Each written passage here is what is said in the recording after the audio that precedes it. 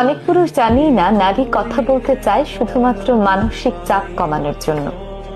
পুরুষ মনে করে নারী বেশি কথা বলে, অনেকে আবার এতে বিরক্ত হয় এবং জীবন সঙ্গিনীর কথা মন দিয়ে শোনে না।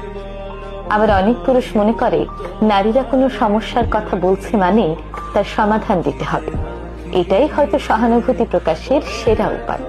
কিন্তু না, নারী সমস্যার কথা বলছে মানেই তার সমাধান দিতে হবে এমন নয়। নারী অনেক সময় সমস্যার কথা বলে শুধুমাত্র অনুভূতিগুলো ভাগাভাগি করে নেয়ার জন্য, সমাধানের জন্য নয়। সমাধান দিতে গেলে বরং হিতে বিপরীত হয়। এভাবেই ভুল বোঝাবুঝির কারণে সম্পর্কে টানাপোড়েন সৃষ্টি হয়। পুরুষ মনে করে নারী অযথাই অভিযোগ করছে, আর নারী মনে করে পুরুষ তার অনুভূতিকে কোনো গুরুত্বই দিচ্ছে না।